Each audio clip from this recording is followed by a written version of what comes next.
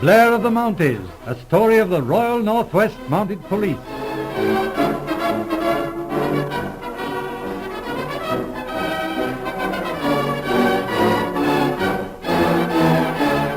We present the 8th episode in Blair of the Mounties. Inspector Blair is on leave in England. Our story opens at Barminster, the quiet old county seat of Western Hamptonshire in rural England. Below us, as we look from the windows of Ashley Cottage, we see the winding streets of the quaint old city sleeping in the haze of a summer day. Ashley Cottage is the home of Colonel Markham, chief of the county police.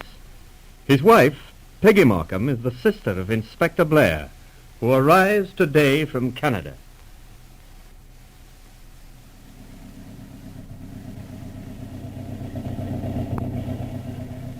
Here you are, driver. Thank you kindly, sir. Hello, Peggy. Here we are. Hello, Jimmy Boyd. Why, you look just the same as ever, not a day older. Same to you, Peggy, old thing. You look positively juvenile. Oh, flatterer. On my soul, Peggy, I mean it. Oh, do come in, Jimmy, and let me have a good look at you. Where's Marco? Oh, he'll be here soon. Do sit down, Jimmy. I've got such loads of questions to ask you. All right, give me time. You know, Peggy, I didn't realize I possessed such a handsome sister. Oh, you old humbug. Do sit down and behave yourself. How long have you got, Jimmy? 3 whole months. How splendid. But where's your uniform? Now, Peggy, you're a colonel's wife and you expect me to come parading round in uniform when I'm on leave? I haven't even brought it. How ridiculous of you. I'm disappointed. Too bad. Well, Peggy, it's wonderful to be in England again, and the country looks gorgeous. But really, Jimmy, things are awfully bad in England. It's going to the dogs, I suppose. I'm afraid so. Of course. Always was. And I suppose it always will be. Good old England. She seems to thrive on misfortune. By the way, I forgot all about this husband of yours. How does he like police work? Oh, I don't know. It's rather a change from the army. He works very hard. Oh, I see. Here, Peggy, chief constable of a county in England is supposed to be a soft job, you know. Yes, I know, but Marco takes things seriously. There are lots of new angles in the police business, and you and he are such good friends. I want you to help him. Oh, that's priceless, Peggy. A humble detective inspector advising the chief of a big county. Oh, but darling, you've had a tremendous lot of experience, and you're making quite a name in Canada. Oh, I say, easy on, Peggy. You see, Jimmy, that's the side of the work that Marco needs help with. He's got a beast of a man under him, a superintendent named Cota, who's always trying to steal the spotlight. I see. Well, perhaps I can give Marco a lift. That'll oblige, I'm sure. Oh, Jimmy, I knew you would. Although, don't forget, I came over here on a holiday. Oh, is he? Really? Ah, fine. I can go right in. Oh, here's Marco. Hello there, Hello, Jimmy. Marco. How's everything, old boy? Oh, pretty tranquil. Nice to see you again, Jimmy. Yes, isn't it splendid? Now we'll have some lunch. I've got a bottle of real old Chateau Cam for the occasion. Come along. Fine. Come on, Marco. That's all right. Let's go in. Darling. Well, here you are, Jimmy. Thanks, Marco. Well, here's happiness. The best of luck, Jimmy. Good luck, Jimmy. You going back to the office, Marco? Yes, but I'm having a day off tomorrow. What do you say, Jimmy? Like to try the Hamilton Reaches for trout? Oh, splendid. Just what I've looked forward to for years. The mayfly is rising. It's ideal weather. Ought to get some big ones in the spinny pools.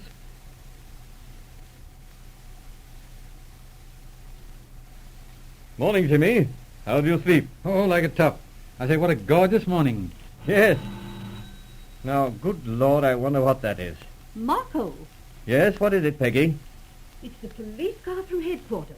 I think it's that awful man Cota. Oh, just my luck on a glorious morning like this.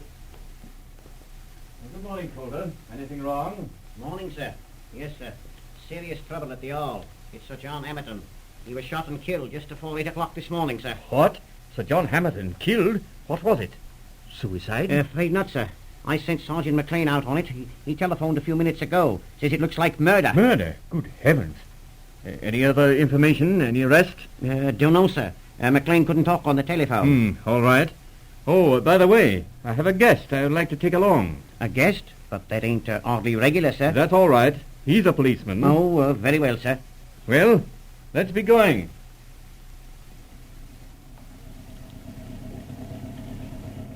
How far is it, Marco? Oh, a couple of miles yet. By George, there'll be a big stir over this. Hamilton was a big shot in the business world. Head of Associated Chemicals.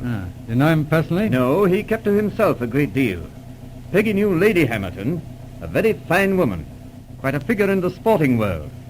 She used to be one of the best rifle shots in England. I say, you don't think that she, Lady Hamilton, I mean, was the one who... Oh, good Lord, I hope not. By George, that would be too terrible. But we'll soon find out. Apparently McLean knows who did it. There you are. There's Hamilton Park ahead. Yeah. You can see the hall chimneys through the trees. Joe, what a glorious place. Yes. Turn in, Parsons. Drive up to the front door. Hello, McLean. Morning, sir. Oh, Blair, this is Sergeant McLean. How are you, Sergeant? Inspector Blair from Canada, Sergeant. Brought him along to give us a hand. Well, sir, there's no need for any Sherlock Holmes on this job. It's as plain as the nose on your face. Well, Coulter, you'd better carry on. Yes, sir. Hello, what's this? This is Morton, the hall butler. Anything I could do for you, sir? Better come along. Yes, sir. Let's have the story, McLean. It was out here in the rose garden where Sir John was standing when he was shot. That window to the right of the porch is the breakfast room. Hmm? The one on the left is the library. Well, what evidence have you got? The housemaid saw it from the breakfast room. Sir John was standing just here. He always waits for Lady Hamilton in the morning when she comes back from practicing. Practicing what? Well, you see, Lady Hamilton has a private shooting gallery in the grounds. Goes there every morning before breakfast. All right, what else? Well, about 7:50 a.m., Lady Hamilton comes back from the shooting gallery. When she met Sir John, they had a quarrel. Lady Hamilton was carrying her rifle under her arm. The maid saw her suddenly turn away, and she heard the sound of a shot. Sir John staggered and fell, and that was all the maid saw. She didn't actually see Lady Hamilton fire the shot. No, but two people saw her shoot her husband. Now, who were they, McLean? Well, the butler, Morton, here, and the housekeeper, Mrs. Bevan. All right. Let's go in the house. Just a minute, Coulter. Huh? I'd like to know if Inspector Blair has any questions. Just one, if you don't mind. No, go ahead. I'd like to ask Morton here something. Yes, sir. Did you ever see Lady Hamilton do any shooting before? Not likely, sir. She always locks the door of the shooting gallery when she's practicing. All right, that's all. Well, sir, with all due respect to Sergeant Blair, I don't see what he's got to do with this here case. All right, I'll tell you. I've chosen to ask him to assist us. Is that clear? Oh, very well, sir. One more thing. McLean, what was the position of Sir John's body when you found him? I don't know about that, Inspector. They'd moved him when I arrived. What? Before the police arrived? What do you mean? Well, Why, you see, sir, it was me as moved him. That's so, Morton? Yes, sir. I was the first to get to him. All right, what did you find? Sir John, he was lying just here with his head on the flower border. I thought at first he'd had a stroke or something and was still alive. So Milner, the footman, and me, we carries him into the library. Yes, that was reasonable enough. But didn't you see any wound? Not till we got him inside, sir. Then we found a small wound at the back of his head. It was hardly bleeding at all. I see. Then what did you do? Well, I telephoned Dr. Rutherford, sir. He was here in a few minutes. By that time, we knew Sir John was dead. It's a terrible business, sir. But when did you telephone for the police? Well, as soon as the doctor came, sir. He told me to. And all that time you were with Sir John? Yes, sir. All right, that's all I wanted to know. Beg pardon, gentlemen. Dr. Rutherford said he's ready for the police. All right, I think we'd better go in. I expect they found the bullet. you go ahead, Coulter. I want to talk to Inspector Blair. Jimmy, this is a bad business. Yes, looks like it. I've got to ask McLean, but I wonder what they've done with Lady Hamilton. Yes, we must find out about that. It's rather a delicate business. Coulter didn't seem to be very happy having me in on this thing. No, but that's all right. Coulter's a good policeman, but this is his first murder case in years. Naturally, he wants all the credit he can get. Oh, yes, that's natural. Personally, I'm thankful you're here. Coulter's rather bull-headed, and we've got to be careful. Hello? What is it? Found something? Yes, it's this little metal screw or cap. It was lying in the flower border. Wonder what it is. Let's see it. Screw cap of some sort. Milled on the outer edge, with a hole through the center.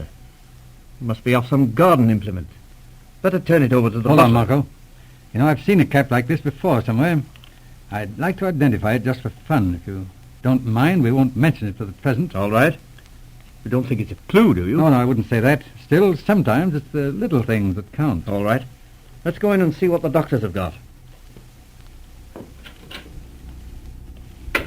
Well, Coulter, did you get the doctor's report? Yes, sir. Here's the bullet. I see. Small lead bullet, pretty badly broken up. Yes, sir.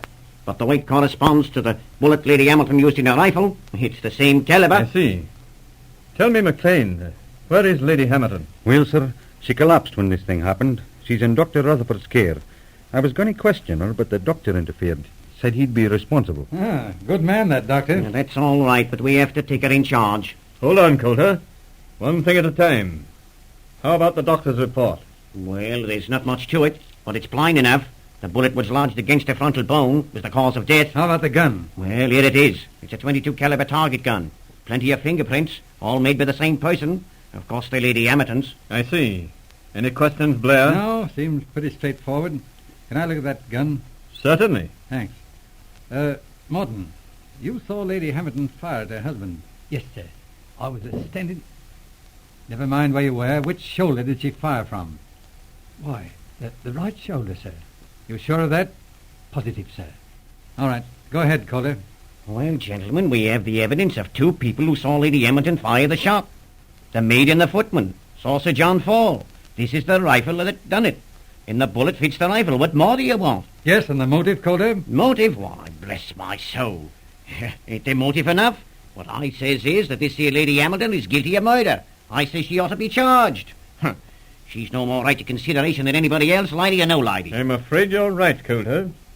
And I'm sure Inspector Blair agrees. Of course he does. What else could he do? Well, really, Calder, I don't want to be awkward, but I'm afraid you'd have a bad time on a witness stand with a smart defense lawyer. What? How do you make that out? Really, I can't see your point, Jimmy. Well, perhaps I can explain. But first let me say this. That butler just now was lying. What? Why? How do you know? Because it was utterly impossible for Lady Hamilton to have killed her husband.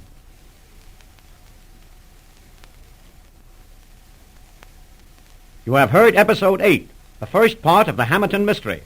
The second part of this story will be presented in Episode 9 of the dramatic series entitled Blair of the Mounties.